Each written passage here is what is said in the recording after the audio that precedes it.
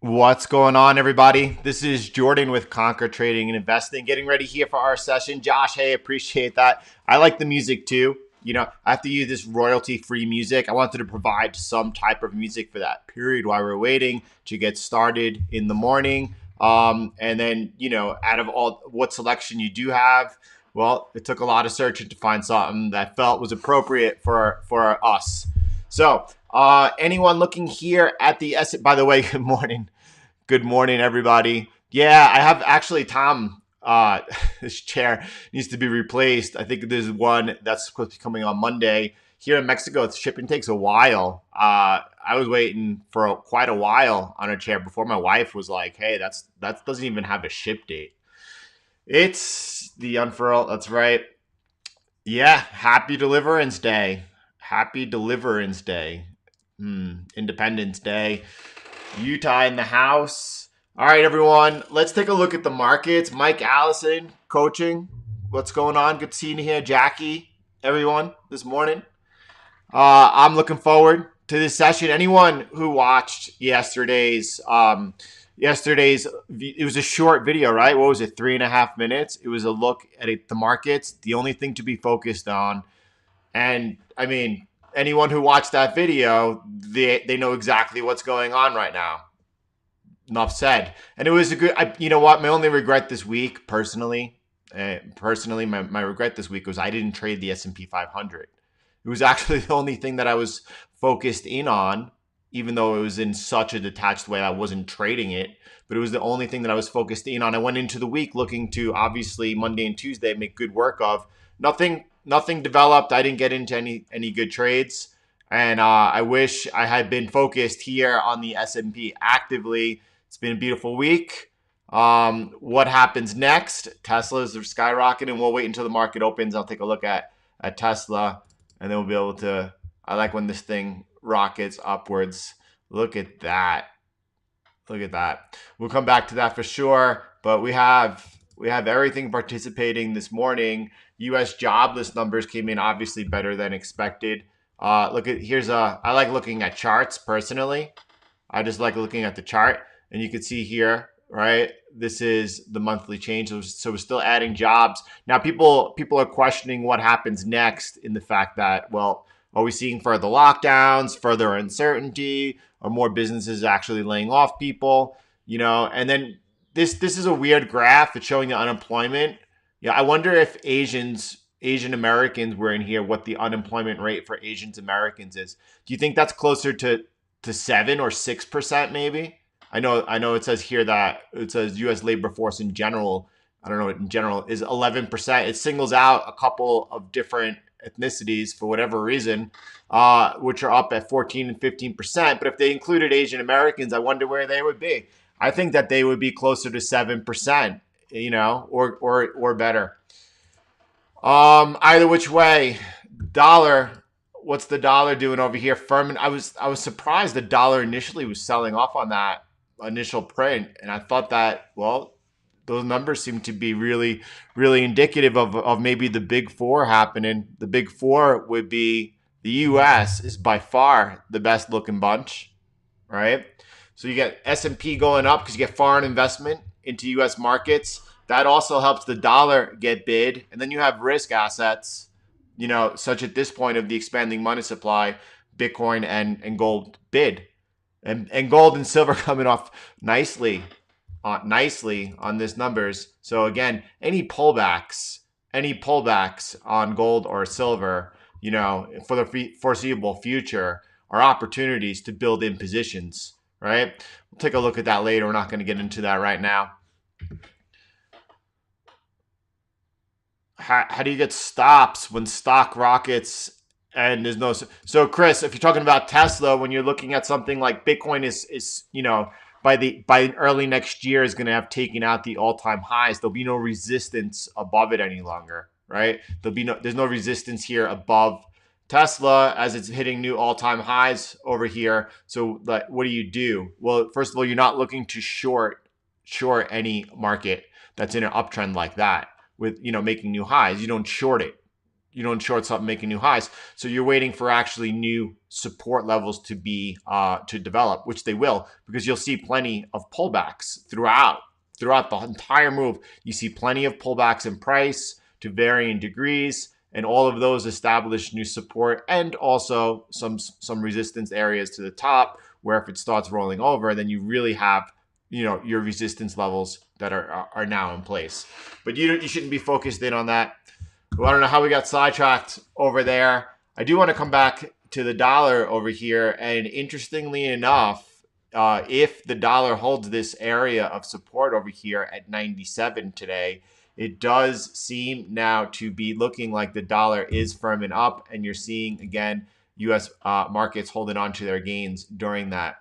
Interesting session and an important one, right? Going into a 3-day weekend, we really want to know what happens here.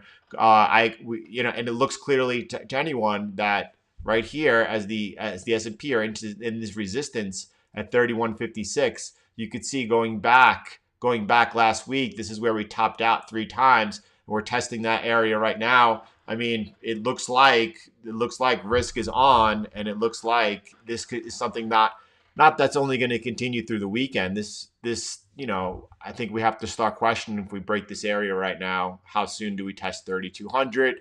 This is everything we've been looking at every day together. A lot of people over the weekend, I want to actually find some of the comments. I don't know which video it was on, but when we were talking about over here that our primary case is that support holds over here going into next week. Right, that's what happened. Stopped out over here. Right, it's not stopped out. Stopped trading over here in this level.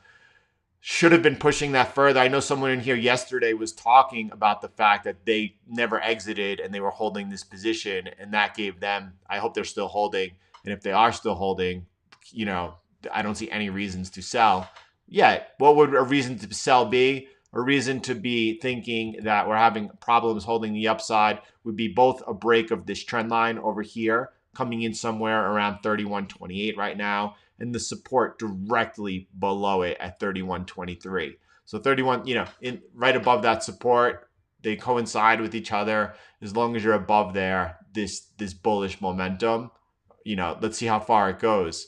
And then the question hopefully becomes, not only do we break 32, but how, do we break above higher? How is this possible? I know everyone sees that the economy is absolutely getting ripped apart. And I'm seeing, I've heard recently about close friends. We talked about yesterday the accounting job for a casino. First furloughed and now let go. Those benefits were extended now to August, I believe. They were extended till August. But what happens after August? Let's see. Yeah, this is what happens. Stimulus is coming. Stimulus is coming. I think it is. So again, that should take the equity markets up a lot further. I don't know what causes that stimulus. I don't know if it's going to be the market. It doesn't look like the market's trying to get the Fed to bring on more stimulus. It looks like the Fed needs to bring on more stimulus no matter what happens. So the market's not really, sometimes the market pushes for an action. Sometimes the market tests the Fed. It's not testing the Fed right now. Not at all. Anyone's thoughts on Facebook? It is an absolutely evil company that violates your privacy. But we did talk about the chart of Facebook. The only time we've ever brought up the chart or spoke about the chart of Facebook was right over here, right? It was right over here. And we said, we're buyers. We're buyers. We're buyers. And look at that. But I would not buy. I would not invest in Facebook. That seems to be a little bit moral to me. All right. So what else we got going on over here? Trying to catch up on these comments.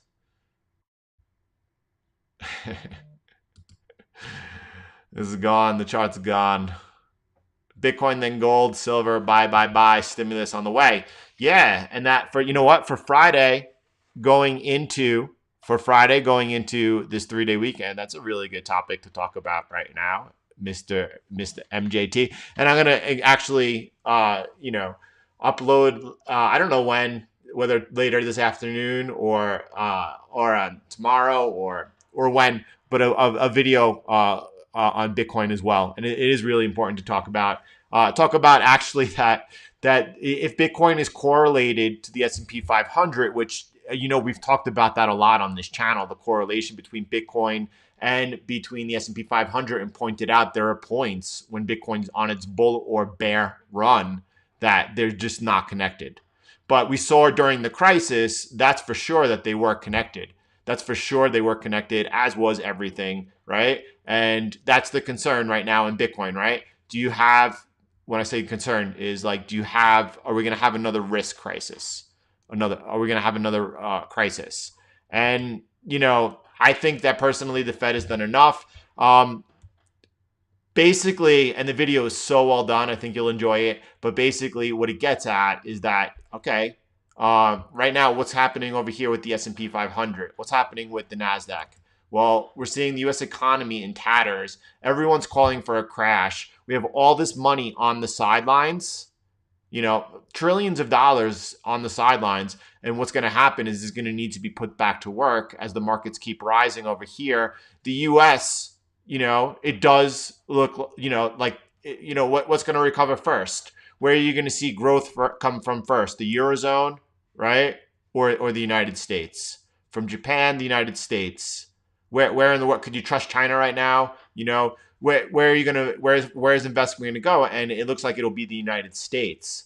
That's longer term, dollar milkshake theory. But what I'm looking for is exactly what happened. This looks like 2009 to me. This looks like exactly what happened after the Fed started QE in December of 2008.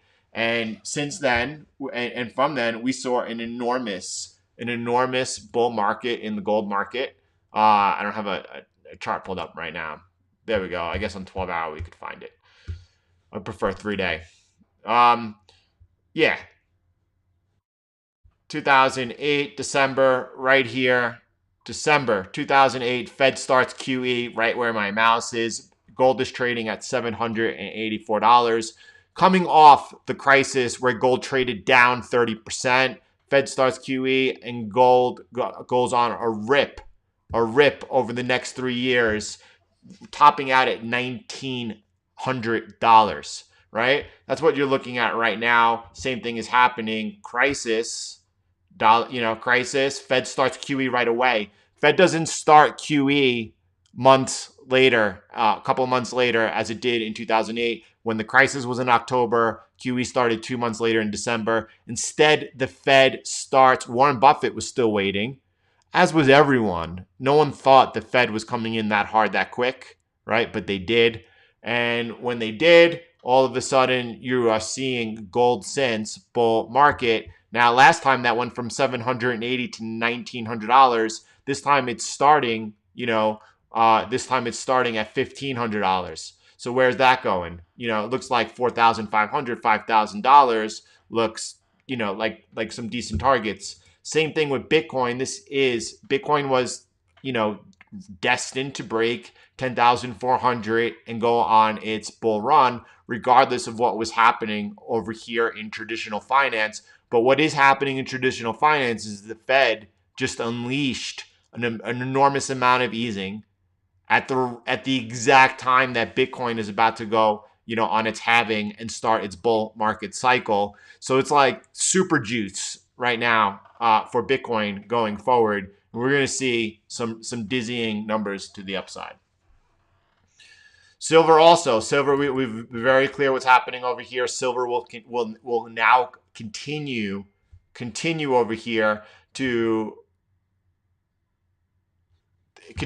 go ahead and I'm sorry, I lost my train of thought over there. Mom said something. when mom talks, you listen. Silver should be outpacing gold. We've looked at the gold to silver ratio, and ever since QE started, for the next foreseeable future, you should be looking at silver outpacing gold to the upside. But you could see over, obviously over the past week, gold has been leading. We'll see what happens going into the weekend. Bitcoin over here is starting to look good, starting to resume out over here. And again, take another look at 10,400. Let me catch in with the comments for a moment and see what you guys are focused in on. Super juice. There we go. Everyone's focus is correct. Because we're on the super juice. Look at that. Look at this. Is beautiful to watch, right? It's very nice. What are you doing now if you're not involved? Well, everything, continues to say buy on pullbacks into support, as was the plan down over here. I know that I became neutral over here, right? Waiting for the break. Now I'm waiting for it to reposition myself in. It looks like a pullback into the nearest support or whatever that might be, giving me the right high probability trade at the right time to get in. Rather be patient, right? And put myself in a good situation from the start than just be in a rush to. What happens when you're in a rush to make money? Normally you lose money. By the way, WTI is trading up at 40 over here. 40. It becomes interesting, right? Around 45, 44. But who knows? I've been staying away from this now ever since it capitulated down here in April. And I suppose I should have been a buyer, but it was scary after all that happened. That's for sure.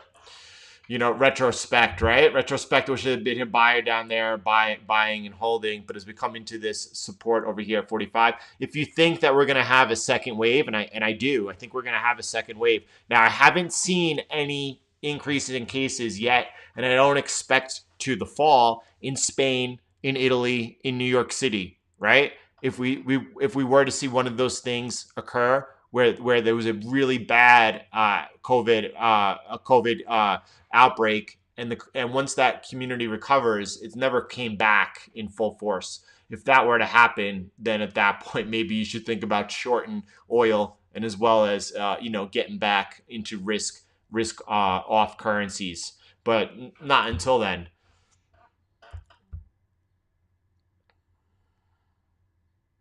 Miguel's asking, in 2008, 2009, were evaluations this high? Back in 2000, they were.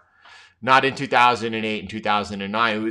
It's a completely different environment anyway, 2008 and 2009, right? I mean, it's the only thing that we could compare to since it was the last crisis. But this was a dollar crisis, and the last one was a banking crisis. I guess you could say they both involved the dollar, and that's true. But they were different. But the response was the same: lower interest rates. Last time it was get interest rates as close to zero, start QE, and then it took them what did it take them 8 years to begin raising interest rates. They raised interest rates as high as they could raise them, but they went too far too quick. There are some who wonder if that was actually political at the time. And when they went too high too quick, what that happened was Paul Tudor Jones in December of 2018, he said the Fed just made a mistake at that meeting when they raised interest rates. It'll be their last time they're able to raise interest rates. And from here on in, they will be lowering them. That's exactly what happened. That was an amazing call, the best call I've seen in the past few years. You saw Raoul Pal at the same exact time take advantage of that trade, right, through the bonds. And here we are now. And it's similar to 2008 and 2009 in the Fed's response with QE. Obviously, this time it's bigger. This time is different. Last time you didn't see just a complete stoppage of the economy, right? How many businesses have gone bankrupt, and huge ones, including Hertz, right? And huge companies going bankrupt here, and we're still talking about this being a factor. We're still talking about that. We haven't hit that second wave yet. What happens if we do? I think that we'll all be better prepared to deal with it. The hospitals. I don't think it'll be worse than the first. I don't think it'll be worse than the first was in a really bad area, as it was horrific in Italy, right? In New York City was pretty bad. Those areas were really bad, and hopefully that's the worst. But what's going to happen with the economy? What's going to happen with the stock market? Right? Well, the Fed's easing. When the Fed eases, stocks go up. When the Fed is printing money, stocks go up. So I do expect that we're going to see stocks go up. That's not to say that I could see clearly the economy looks like it's getting worse and worse and worse. And is it possible that the market, which is not, see, the S&P 500 is funny, right? Because what it does, it's an index that if something's not performing, it's removed from the index. And any other company that is performing very well and growing a market cap, it's added to the index and or weighted higher. So it's like the ultimate trend following system, right? S&P. So what you want to do, right, is you're looking at any possible pullbacks into support to buy. Now, what happens when you had this crisis? When we had this crisis, we probably, I know we recognized it before anyone else. And I know that's the first time that I started recommending trading the S&P 500. Before then, it was, listen, there's no way you could ever be short. There's no way you could ever be short. There's no way you could ever be short. If we enter any type of crisis, you're going to know, and that's the time to go short. That there it happened, right? So what are we are we facing another crisis right now? I don't think so, right? Is it possible we have a black swan event that causes another crisis? I mean, is a second wave another crisis, a black swan event? If it gets out of control, if it really eclipses the first one and everything comes to a standstill, yeah. But what's the Fed's reaction going to be? The Fed's reaction is going to be to come in bigger than it did over here, and or we know that if the Fed would even start buying stocks outright. It's the Fed's policy to support the stock market. So, anyway, I don't know why we're on that rant, but it's an important rant. So are we watching for the downside? Yeah, we were the ones that were all over this. If we go to the downside again, if we start crashing, we'll be all over it. But until that's happening, careful. Just careful on the short side. look to actually build in long positions when you pull back into support. Here we go. What else are we looking at? I see gold and silver. We're getting a little bit hammered earlier. A lot of people. Could you imagine shorting that up here? Could you imagine shorting that up here? There are people selling this right now. Looking here at gold, it's just pulling back right now off its yearly high. Do not short something making yearly highs. It's probably going to go on to make not only yearly highs but all-time highs.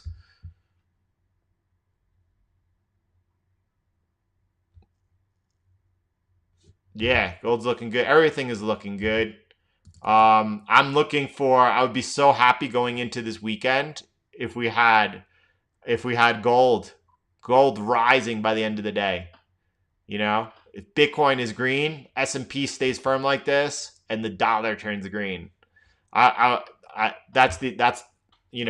we'll see. I don't know if that's gonna happen. I'm watching for it though. Let's see what gold does on the day over here. Is there a Bitcoin ETF? There's not a Bitcoin ETF. If you look what happened when the gold ETF was introduced, wow, that really set gold off on an enormous bull market. Now, Bitcoin doesn't need an ETF. You could just buy and hold your own Bitcoin, right? You could just buy and hold your own Bitcoin. You don't need an ETF for that. For institutions are using Backed. They're using the parent company of the New York Stock Exchange, ICE, owns this Backed, which handles institutions. It's backed by actually Fidelity, $7 trillion Fidelity, and that's where institutions are keeping their Bitcoin safe and secure. You have Grayscale if you're stuck inside the equity system. You have Grayscale, which tickers GBTC. And if you're stuck inside, maybe through a retirement plan or something like that, and obviously, if you're going to invest in Bitcoin in your retirement plan, you understand Bitcoin first. And by the way, that would be uploading that video on Bitcoin. I don't know, today or tomorrow is going to be a good one. But GBTC is as close as you could get. Yeah, but is the premium worth it? If you are, in a Roth IRA and you're buying some GBTC on TD Ameritrade, and you're paying a premium right now of about 20% to do that. But if you're looking at a 10 to 35x coming in the next 18 months, are you willing to pay that premium now? I am. I was. Yeah, that's pretty awesome. There's another one right in Switzerland. And there's also Novokratz's Galaxy Fund out of Canada also, which is not only a play on Bitcoin, but also on some top cryptocurrencies as well. If you invest right now in the top 100, right, or the top 30, either one of those, top 100, we would see a greater return. You're going to see that outperform Bitcoin by a large margin. Right, I do believe we see an alt season as what's going to happen is Bitcoin is going to be trading at all-time highs at the end of the year, and then or near all-time highs at the end of the year, probably not break them, maybe. And then you're going to see, like, as it breaks new all-time highs, you're going to see the media really picking up Bitcoin all the time, and everyone's going to be talking about Bitcoin. But now everyone knows, Bitcoin, right? You're looking at Cash App bringing on all these users, Grayscale bringing in, accounting for buying up more than all the mine supply of Bitcoin since the halving. You're looking at, BlockFi backed by all this venture capital, including Fidelity, making a big name in the space, providing what I believe to be the best service right now.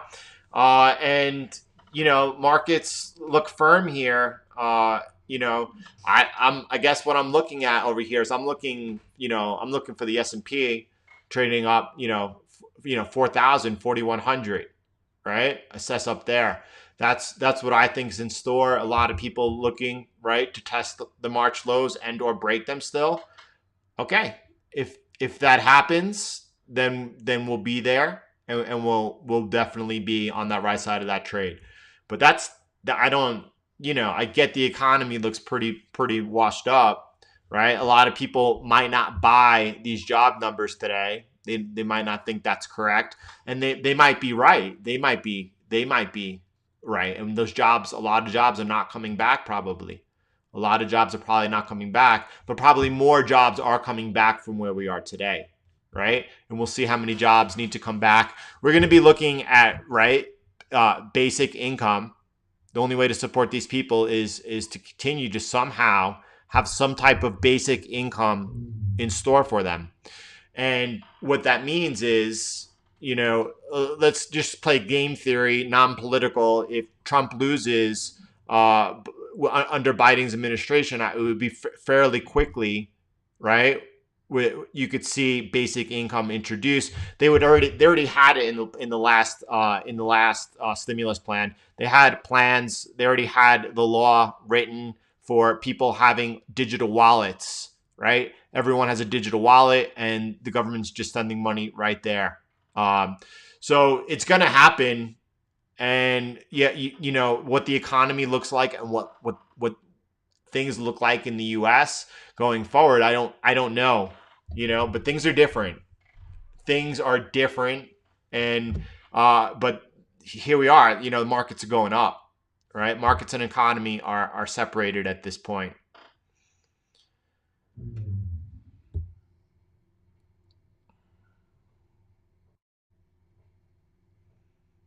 Yeah, let me a 10x 20x on Bitcoin would be a huge volume increase. Bitcoin's a small market right now. Bitcoin is like a $200 billion market. It's a very small market. Once Bitcoin hits $1 trillion, it's then going to become a very attractive asset class for a lot of different people. You're not going to see institutions coming in, right, until Bitcoin is trading at $50,000. From how quickly Bitcoin goes to 50, to $150,000, that might take a year, right? In a year, how many funds, are going to start buying in at 50,000, and how many are going to get in at 75,000? How many are getting in at $100,000? And the funds are going to be FOMOing to get in as well. But then you're talking about a lot of money. And then once that market cap gets up to $1 trillion, well, from there, it's really going to take notice, right? And if you go back to the last bull market, it was a very short amount of time, right? It was just a few weeks in December of 2018 that Bitcoin really made those dizzying gains. You're looking at a 3-day chart. So this is 3, 6, 9, 12 days to go from 11,700 to its high at 19,600. So that only took 12 days, right? So if you could see Bitcoin go from 150,000 maybe in 12 days to $350,000, or higher, but it'll come down just as quick. But that's what we're looking at. How many people do we have in the session today? I haven't even checked or seen. 952. It's a lot more than I expected this Thursday here. For Thursday's the new Friday. Thursday's the new Friday. That's what we're looking at right now. Glad everyone is here. Glad everyone's here. Starting to see those thumbs up light up a little bit. Appreciate the support. I appreciate the support for myself, for the time shared, for the channel, for the community in itself. Thank you for all being here. What else do we want to look at today? We have a great day where we get to kind of go with the flow. I really enjoy these type of sessions with you all when they get to come up. So, will you short Bitcoin at this point? So let's look at, would I hedge Bitcoin at any point, right? Is there any point where I would say, all right, I need to hedge Bitcoin, right? I'm not going to short Bitcoin. That's for sure. But at any point, would I want to hedge my long position on Bitcoin? All right, so I guess I have a 3-day chart pulled up over here. Why am I looking at a 3-day chart? Well, it's just convenient. It's just easy. So I'm gonna focus here on the 3-day chart. I have this trend line over here, this trend line support, right? And if that breaks, right, I have orders, you all know, in still at 8,582. I'll be picking up Bitcoin over then. if you look at that point, how far Bitcoin is pulled back from the high of 10,400 that it made just about a month ago, right? It is pulled back so far 15%. So Bitcoin pulling back 15% is pretty good. Into that support 9100 has been holding for quite a while. Forever, it's been holding for quite a while, and now seems to be resuming off that. It looks like a good place to buy Bitcoin. Now, if Bitcoin came back into the 8,500 support, that would see, almost 18% from the highs. I have orders in there. I have orders in at 82 also, right? That would be a 20% pullback. I understand Bitcoin could go as far as, 38%. It could go all the way back to the 6,500 support, and I wouldn't be surprised, because at any point from here on in until the bull market ends, you could see 38% drawdown, pretty much maximum, right? 38% drawdown, right? You're gonna see. I think you'll see that 38% drawdown, 40%. All right, watch out. But the support is here at that level. So would I be selling from here to here? No, not at this point. From this point in, I would just be looking to buy any pullbacks, trying to build up as big a position as possible. If we traded down to 6,500, I would definitely be a buyer. As I was down at 4,800, and I think I got 55 and a bunch of between 6,000 and 6,500. I'm not looking to obviously sell Bitcoin. Would you want to hedge yourself over here? I don't think so. I don't think so at all. Even if you broke the 8,200, I would, if we broke 8,200, I just don't see it. I just don't see it. I'm not looking for it. I'm looking to add at the levels that already have been. I don't know if I get filled over here. Going forward, still not looking to sell Bitcoin at any point. I'm not looking to sell Bitcoin at any point. A lot of people who take profits on Bitcoin are going to find out that they're buying back at a lot higher prices, right? It makes no sense to me to want to sell Bitcoin at any price before we make new all-time highs, right? Which is, 20,000. And I think that I have the next, 5 months, right? Through December at least, or at most, to continue accumulating Bitcoin, because I think that come the end of the year, come December 2020, this is kind of where we are. We're somewhere close, to making new all-time highs. And so I don't want to be selling Bitcoin, because from there, when we go on to make new all-time highs, we're going much higher than $20,000. I mean, we could go 10x from $20,000. We could go to $200,000. I would be surprised if we didn't go to $200,000. $288,000 is the stock to flow price in December of 2021. We've looked at the blocks to halving. We looked at where we were, how far we were away from each halving cycle. We know the cycle of Bitcoin is based off of that. So no, I would not be looking to sell Bitcoin. Let's get a couple of comments. Working from home. Nice, Andy. Thank you. Appreciate that. I'm enjoying this session too. Thanks for being here. Glad that we flowed into where we are in this conversation. What prices am I expecting Bitcoin to realistically reach? So we've looked at that in the Bitcoin playlist on the channel. There's a really good Bitcoin playlist on this channel, and it looks at what prices we could be looking at during the next bull market. So without getting to how we get there, without getting to the math that we use to get there, let's just, talk about the fact that, as we just looked at Bitcoin in the last, bull phase over here, this was 12 days from 11,000 to 19,000, right? So 12 days. Could Bitcoin, go from $300,000 to $450,000 in 12 days next year? Yeah, that could happen, and I wouldn't be surprised if it happened. So I have no idea. I think that prices will be dizzyingly high, but Bitcoin's going to go into a bear market also.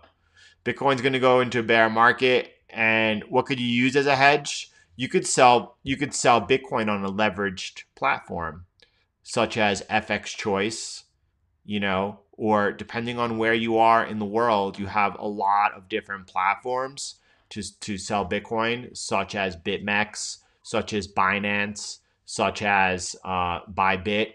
There's a lot of places that you could, and be careful that you use leverage correctly. Otherwise, you're gonna get wrecked and lose your money. At what point would so this is a great question. If any, like, there's nothing wrong with not understanding Bitcoin. It took me 2 years of intense study to really understand Bitcoin, right? The price of Bitcoin is what got me attracted to it. And then I wound up going down an enormous rabbit hole of what is Bitcoin, right? And so what happens if you haven't done that yet, right? So when the long-term downtrend line breaks to the upside, so if you're skeptical on Bitcoin, where would you enter, right? Yeah, is that a pretty safe entry? 10,400, right now, today, a break above that would say the bull market has started. That would say the bull market has started. If we, continue not to break this trend line over here, and that happens down at, right around this level, then that might be the break to take, because we're breaking 10,400. We're breaking the high over here of 14,000, and we're breaking the new all-time high. So it looks like a really good time-wise, obviously, regardless that the Fed is easing, that we're talking about further easing coming in the next 6 months in a big way. Do you know how expensive it would be to do like a basic income? What else are they going to do? The people are going to riot. The people are going to riot, so they need to do something.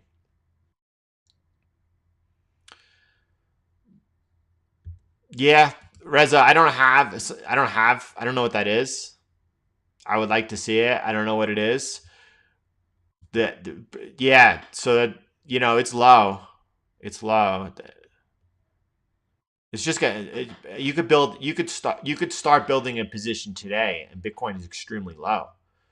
Starting today, at this point, right now, we looked at the average person that's holding Bitcoin for over a year is at 62%.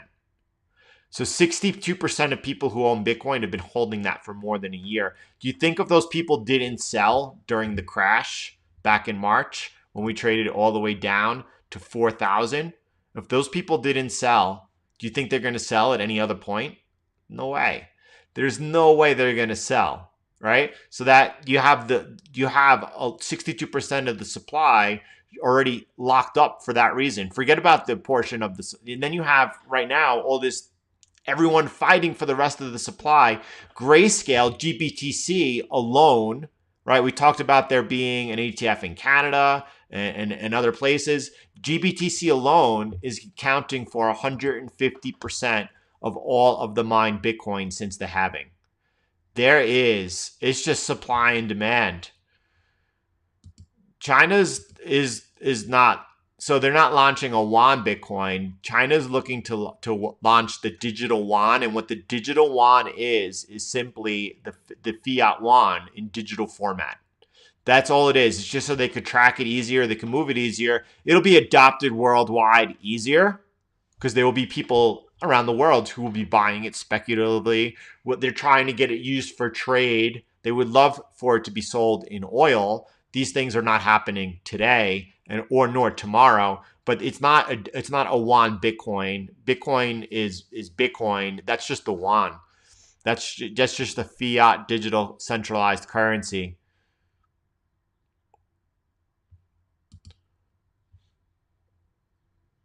That I sell a month ago when it hit 10K, and yeah, and also I still have orders in right now at like 14,000. Listen, I don't want to. The way I am able to trade in and out of Bitcoin, I don't want to confuse with anyone else. I want people on the right side of the trade, Rob. The right side of the trade is, again, a lot of people is my opinion, that in the bull market that we're about to see on Bitcoin, a lot of people are actually going to be selling Bitcoin. Like, for example, say at 14,000, and then Bitcoin's going to go up to 18,000, and they're going to buy in at 18,000. And then worse, from 18, after being overextended really quick, it's going to have a sharp pullback all the way to 15,000. And that person then is going to, sell out of the Bitcoin they just bought, and then buy it back in as it makes a new high at 18,000 again, and they're just going to get wrecked. It doesn't make any sense. It's a bull market like that. The lower the price you could buy and hold, right, the higher the price is going.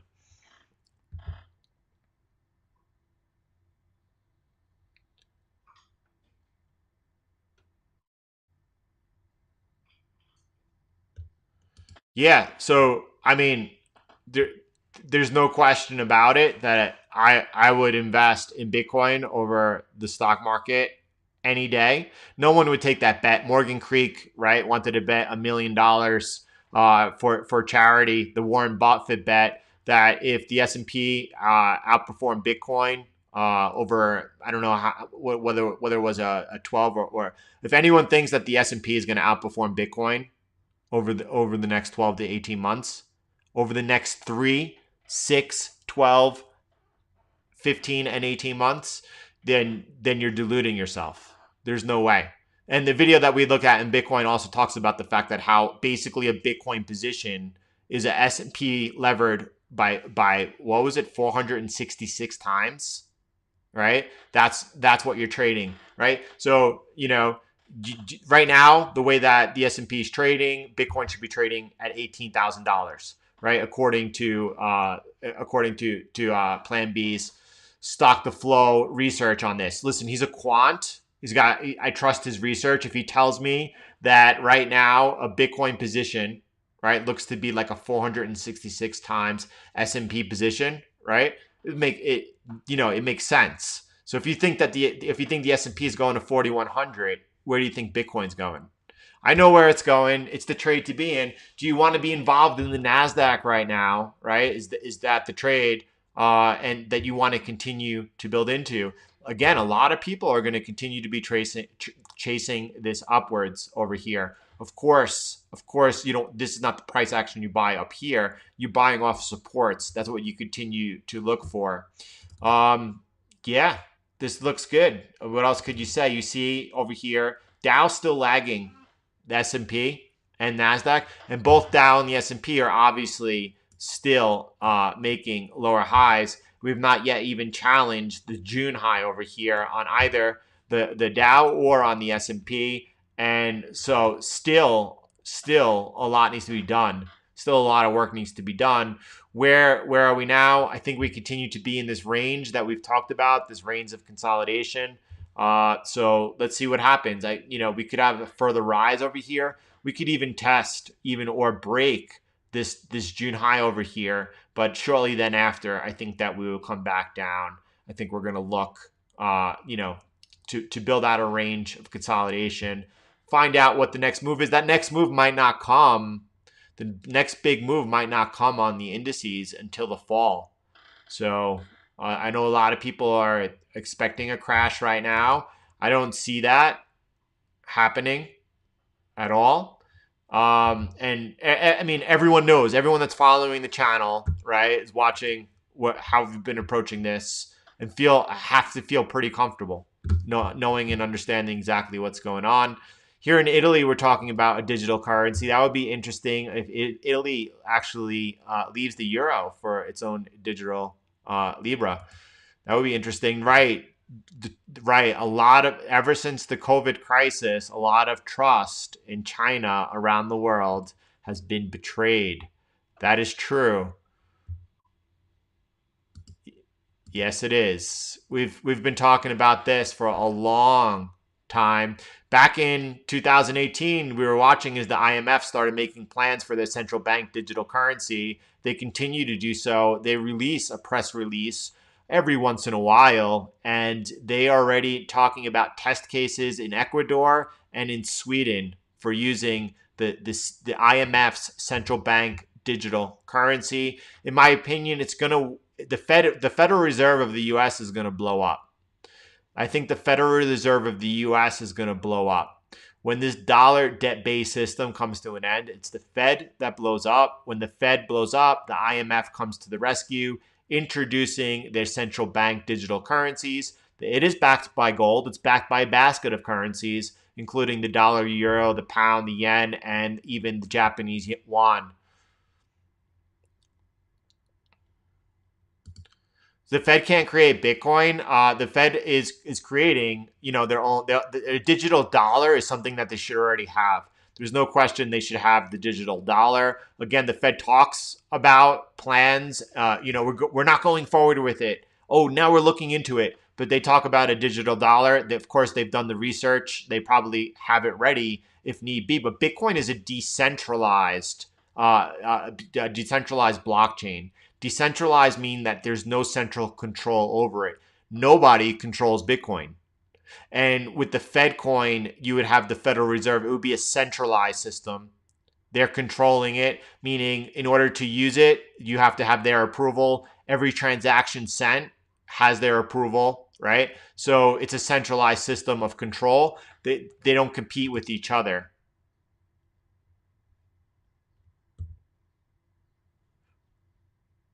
Yeah, there are risks to Bitcoin. Talk about the greatest risk, right? Could Bitcoin go to zero?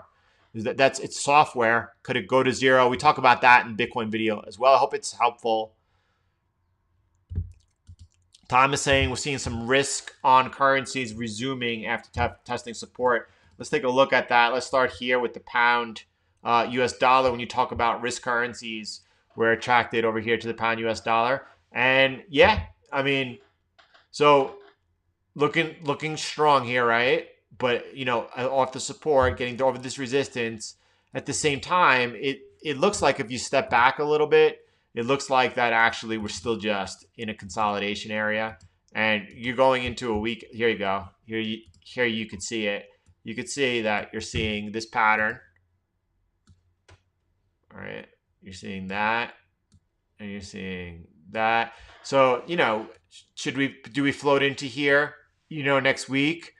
I would think so, right? I would think so. But until we break out over here and make another leg up, we're just consolidating. And let's take a look around the markets. Let's see what else is going on.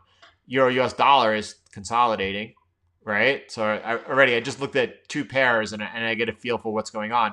So let me check out the Australian dollar, Japanese yen. Let's check out the Australian dollar. This looks good, as Thomas is saying. Risk is really coming alive over here. You could see over here, if you break above that resistance, then it would be, you could see the Australian dollar, Japanese yen, right, coming in and testing next week that resistance. That seems like the direction that we're headed. That's nice. I wish, let's see if I could just fix this up, right? When's a good entry? How do you get into this trade right now? Then, if you're not in this trade, you would like to get into the trade. Well, you're waiting at this point for the breakout over here. You're waiting for the breakout, right? Because you can't chase this trade any longer as it's coming up over here, making new highs into that resistance. Better to wait for the breakout, and then let's see if we could get in next week on any type of retest and then resumption up, and then look for a test and or break above this resistance here at 76. Is gold going green? Yeah. So I said it earlier in the stream, right? Gold was trading down 1%.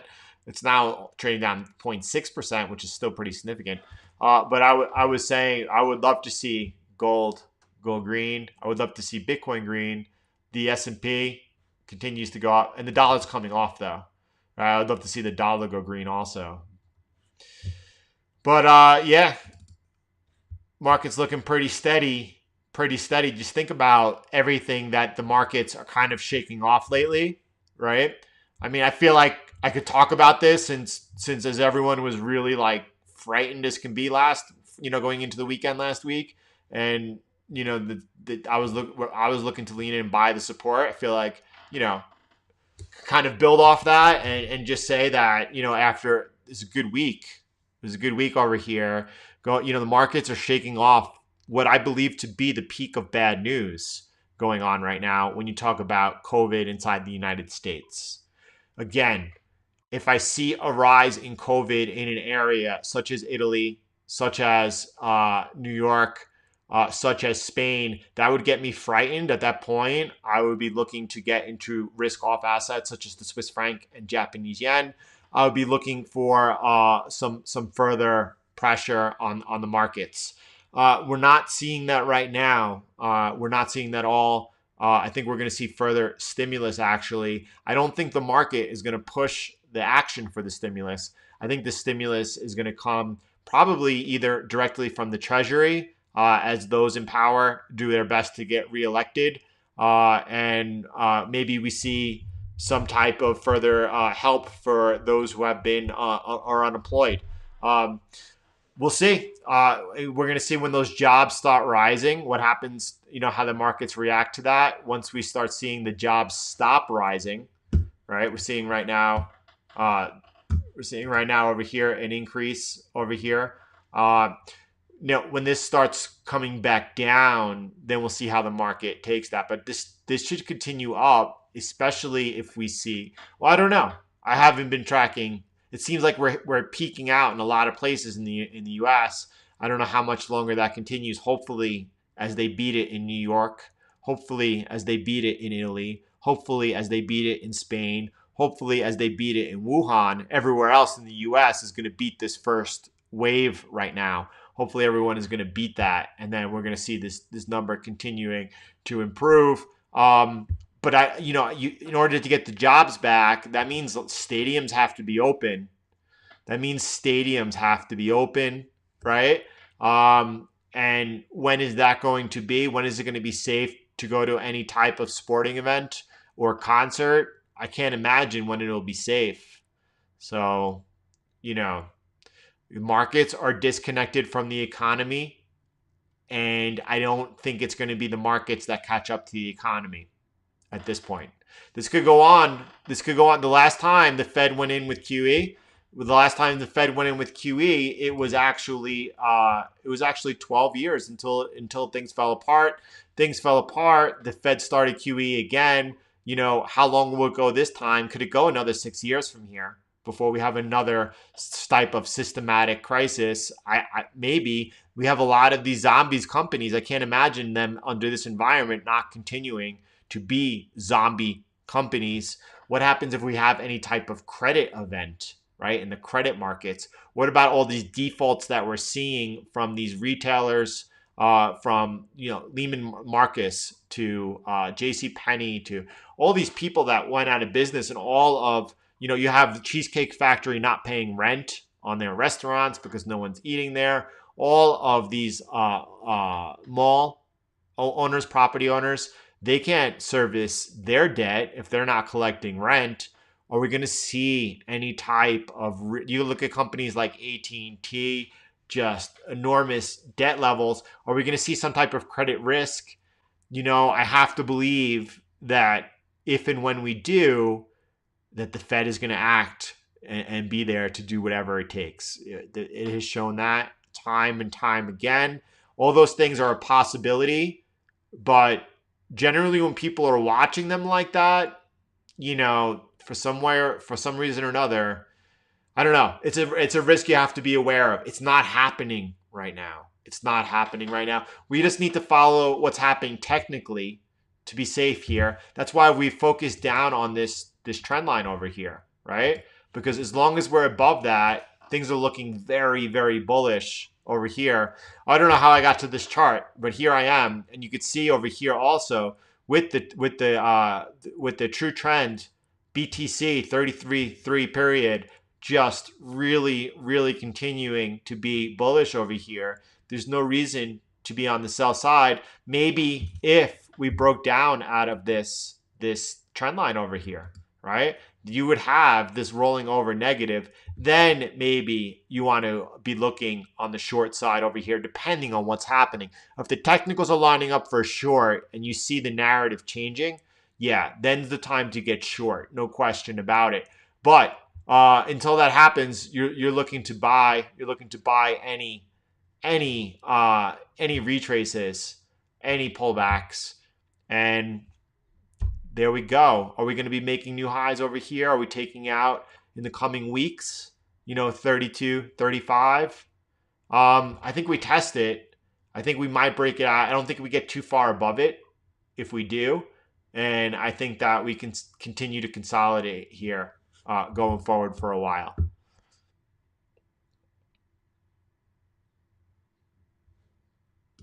The 3080.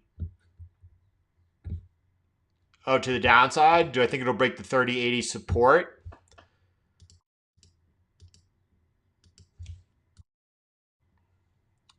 Um, yeah. I would not be surprised at all if it broke 3080 support. Of course not. I will continue to look for pullbacks, right? We will continue to look for pullbacks. Right now, it doesn't look like we're getting a pullback. Right now, things are looking good over here. We should see an extension. We should see a test of this level coming up next, right? That's around 32. 32 is the level we were talking about a week ago.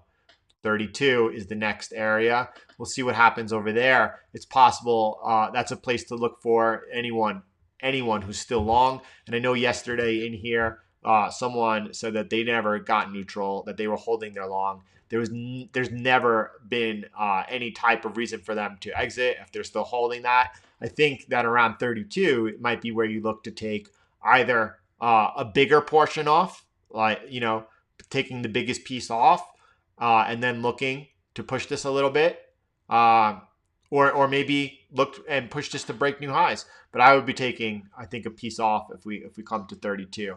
Again, I think we could break these highs over here, but I don't think we get too much further than that before pulling back. Next area to watch is right over there in that trend line.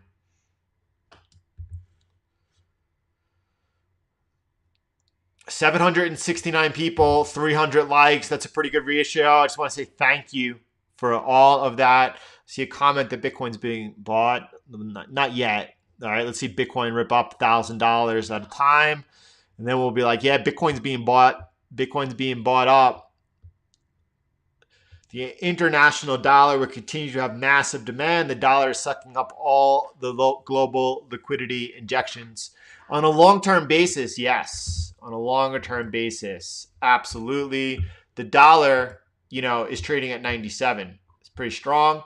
The dollar is trading off, though, right? You could see even here, the dollar is on the verge of going as a four. I'm sorry, that's a 3-day chart. Dollar's already been negative since we broke.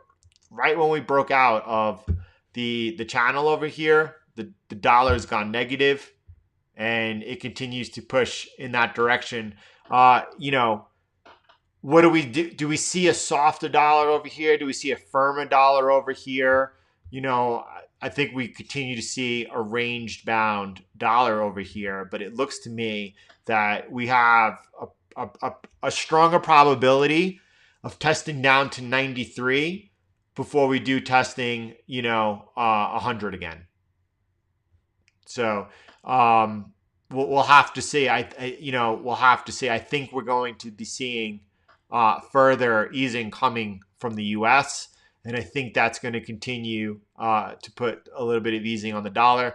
I think as long as you watch the 98.30 level, the 98.30 so far get above that, and then you're starting to see the dollar heat up. That's when the dollar has the potential to test 100, 101, and if it breaks it, for sure 103 and above could all be happening. That doesn't seem to be the situation we're in right now. Again, go back towards the March high or lows. That's when the dollar peaked. That's the day that the swap lines were opened up, and since then we've seen QE start, and it seems like the dollar pressure is being alleviated for the time being. So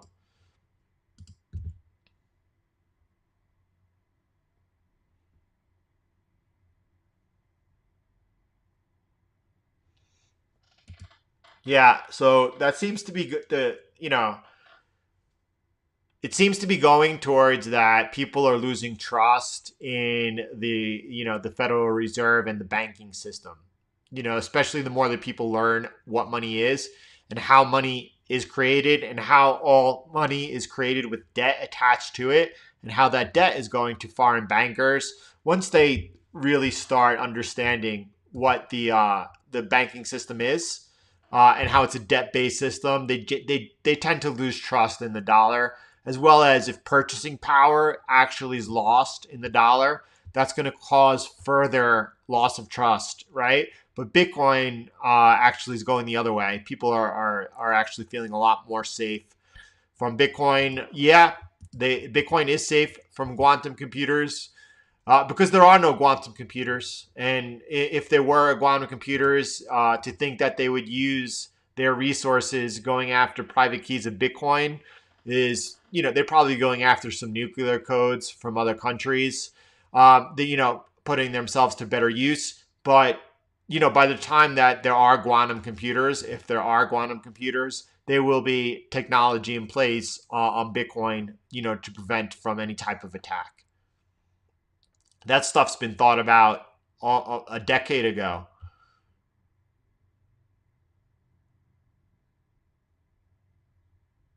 Yeah.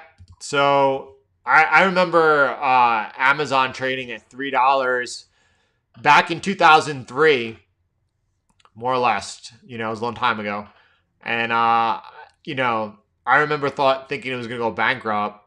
If I would have just put $2,000 into that, $2,000 into that, I would have retired rich also, right?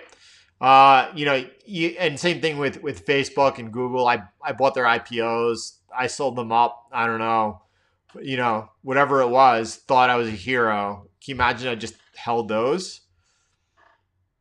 Nope. I have no idea. I have no idea. I am absolutely unable to predict the markets like that. The markets. Yeah, I think the biggest risk right now to the markets is heated tensions between the US and China, which both seem to be headed on a course of no return. But at the same time, it seems like neither one of them are looking to go tit for tat escalation right now. That could change as we get closer to the election. If you find that President Trump needs to rack it up tensions between the U.S. and China because he feels like it's going to get him reelected, I think he'll do that. I think he would do that. As we've saw, I remember back when Giuliani was running and back in New York City, and he said that there was a chance of a terrorist attack. I remember all the dogs and the police officers at the subway stops for why he was running for re-election. It turns out that was not true at all. So yeah, I think that that's a risk to the markets. I don't think that really. I think if Trump gets reelected, that he's going to come down really tough on China. He's going to come down really tough on China. And I think if Biden's elected, that there will be no more tensions between Hong Kong and China, as there were no tensions between Hong Kong and China under the Obama administration. I don't know. I think we're just consolidating. I think we're consolidating. No, I've never heard of Chris. Yep.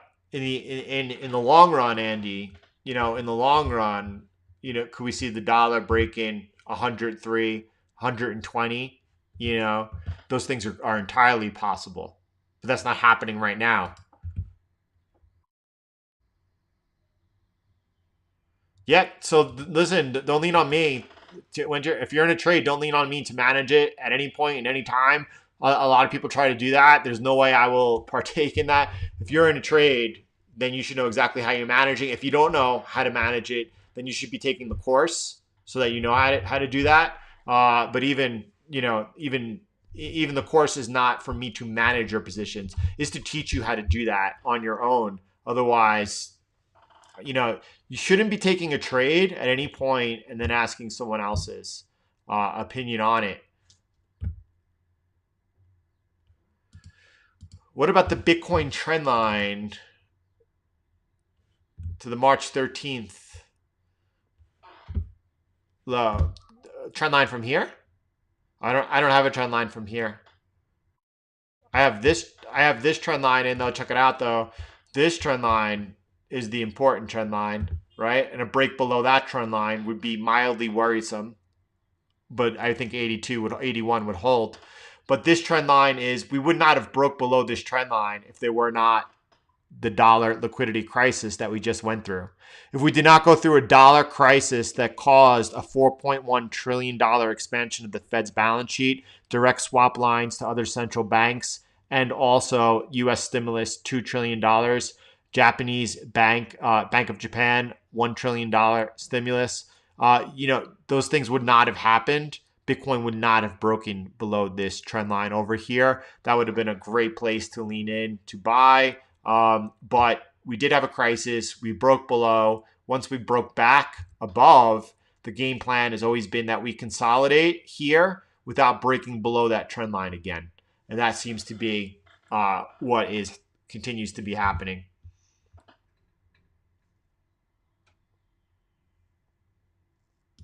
Yeah. So, right. I mean, without being an expert, uh, AT&T, because of their monthly subscriptions, take in an enormous amount of income, so they could service their debt so long as that's happening. But what happens if for whatever reason we've seen things change drastically in our world? What happens if AT&T starts losing customers, right? What happens if their income to debt level starts becoming horrible? That's the risk going forward. What happens if people can't afford to pay, their $80-$100 cell phone bills, right, to AT&T, right? And maybe they're going for a cheaper carrier. What happens if they lose customers? I don't know.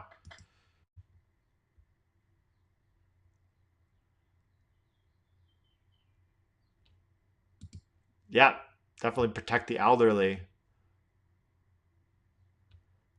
Was it more potent? Was it more potent? Is stimulus losing its potency? Well, we're just getting started here. We're just getting started. Again, that $4 trillion expansion of the Fed's balance sheet, that was round one, most likely. I don't think the Fed is going to be winding down any of their QE, even if they pulled back purchases to about $3 billion or as low as $3 billion, right? Even though they've done that since the crisis, I think going forward there'll be periods where we're seeing actually bigger and larger injections and stimulus coming from other places. We're just getting started over here. But in the long run, does central bank stimulus become less and less effective? I think so. I think that will be the end of the central bank system when there's nothing else they could do. When they lose control, they haven't lost control yet. Tesla is beast mode, right? Tesla is looking awesome. It's just fun to look at, right? Right? Isn't that? Oh, we looked at that pre-market. We're like, I can't wait to see where this opens, right? What are you gonna do? You're gonna short Tesla here as it's making new all-time highs, and you don't think that it has the potential or possibility to trade up to 13,200 in the blink of an eye? Of course. Listen, you know, if I was holding Tesla, what would I do? Well, you got to wait for the first indication that these type of parabolic moves could obviously come down as quick as they go up. You don't want to short it though. You don't want to short it. Anyone who was watching Tesla was watching a few different things. We were watching taking profits over here in this area, right? Those that got long off of the support down here took profits in that area. And then we said get aside until we break the resistance over here. And if we break that resistance, you look for a pullback and then resumption to get long. So anyone, and then over here we watch to see if we made that lower low, right? To take profits. It never happened, right? Stayed in the trade. If you're here now, what do? I can't imagine not continuing to hold Tesla, right? And I wouldn't. I don't think I would be taking profits here right now. I don't think I would be taking profits. I think I would be holding it and waiting for some type of signs that this parabolic move could continue going higher. It's not even on the 3-day here making a lower low. If that were to start occurring, at that point maybe you could say, all right, this went a little higher and faster than I expected. But again, you know, Tesla, I mean, at the end of the day, putting Elon and Musk aside, Tesla could be a fraud, and it could be a fraud of great magnitude. The odds are that no one figures that out anytime soon. There is just a lot of liquidity floating around around right now, and it needs to get put to work, right? So don't try to fight that. Don't try to fight that. I understand that it doesn't make sense. I understand it doesn't make sense, but it's not a question of whether it needs to make sense that the markets are detached from the economy or not. You just need to betrayed what's happening.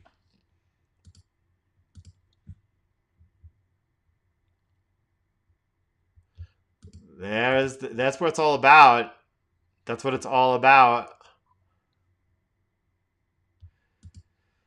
Yeah, we sent out a video today. Sent that out this morning in the Telegram CTM group, Conquering the Markets, with a video on how to manage trade specifically. Yeah, this is a great question. Talking about, let's bring up the euro British pound over here. And the question is thoughts on Greek exit and what might we see happen with the euro British pound. Um, so I was watching this one. I was watching this as we got towards this resistance over here. And I thought that would be a good place to lean into the short side, right? I didn't take the trade, but I was watching this develop. I was watching this widening, broadening wedge pattern develop. And I thought as we came into that resistance, that might be the point to try and fade that. And then what happened actually, there were reports that actually the EU and the UK were making progress in negotiations. And the euro really appreciated strongly on that news. So that was a surprise reaction for me. I thought that perhaps any type of a mutual agreement would benefit the pound once this is all finished. But we saw the euro appreciating on that. That was interesting. I like watching to what the news is and then how price reacts, right? I thought that a hard exit, obviously, the hard exit might benefit the pound the most.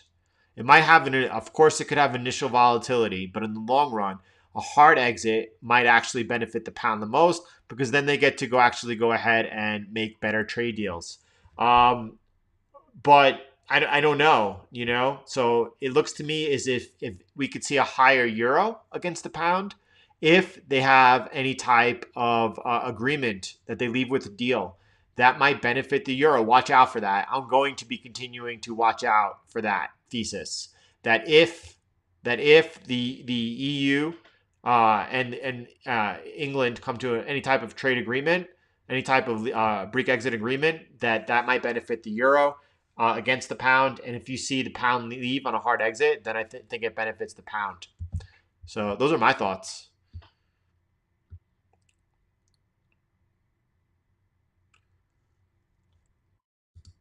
Dan, I don't know. I don't trade off of TradingView. I use TradingView for all my chart analysis.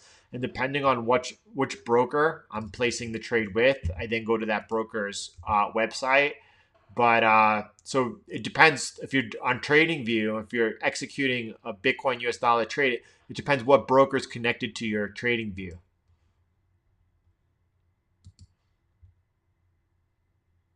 What is gold doing now? Gold's making its way towards the green. Oh, I might have to stay on. We are looking. Bitcoin is barely holding on to being green, but we're seeing gold fighting its way back green. We're seeing the dollar looking to hold that support at 97 and go green, and the S&P strongly green is what I call the new big four, right? So I'll be stoked to see that happening today. I will. Yeah. So how do I see Bitcoin being used in 5 years? Bitcoin is generally used as a store of value. The reason that most people buy and own Bitcoin is for the fact that it protects their capital. Really important in this current environment we're in, as we're seeing the price of fiat currencies being destroyed, right? So really important. That's why we're seeing gold, getting close to trading at new all-time highs right now, trading at 8-year highs. Bitcoin about to be doing the same type of stuff. Bitcoin's cycle is a little bit different. If Bitcoin is used as like settlements for large institutions, that makes sense for myself and everyone I know going forward. It's probably used as an investment store of a value vehicle, right? So I think for sure that. And if Bitcoin is used or adopted further, it's going to all be happening on the back end, Anthony, so that neither you or anyone who's using it really even has to understand what's happening. Like when you send an email. When you send an email and it goes through all, the 8 different steps, different protocols, we're not even aware of what it's doing and what needs to be done for it to send. Right now, Bitcoin is, it's kind of like dial-up internet before AOL. Before AOL made accessing the internet easier, right? You could see like maybe BlockFi is becoming the AOL. Maybe it's making, I could tell my mom to open up a BlockFi account and she's able to go ahead and wire money there from her banking account, and then she could buy Bitcoin. And so we'll see. It will get easier for a lot of people, going forward. 5 years from now, Bitcoin will be a lot easier. You have Square, public company developing the Bitcoin blockchain in order to make it easier for users to use. So I would imagine 5 years from now, there's a lot. Using Bitcoin itself is just seem easier, but I think it'll be for a store of value. Yep. Let me. So you have what I then call Bitcoiners, and Bitcoiners for sure want to be in control of their own finance. They want to be their own bank and not allow for anyone to be able to have access to their funds.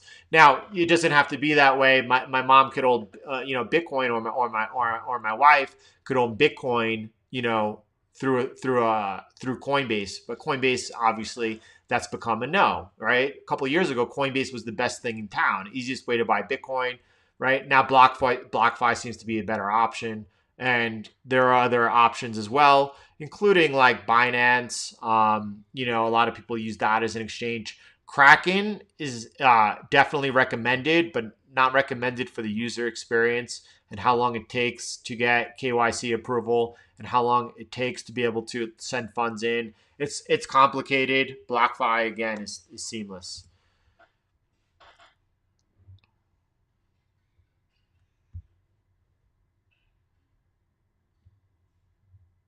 To you, who I asked, I see S&P. Yeah. So I said that early in the broadcast. But thanks for picking up on that. Boom, boom, boom, boom, boom. No, no, yeah. I can, I can. Speaking from experience, I'm trying to think of the person's age more or less, but late 60s, and they learned to do that in just sitting down together for 20, 30 minutes. They were able to go ahead and do all of that, including take those funds off to a hardware wallet. Yep, I could definitely see a lot of especially baby boomers doing that.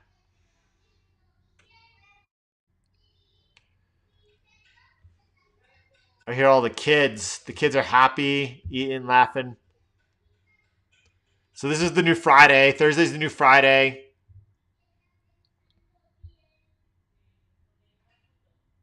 Yeah, I'm going to say the same thing right now.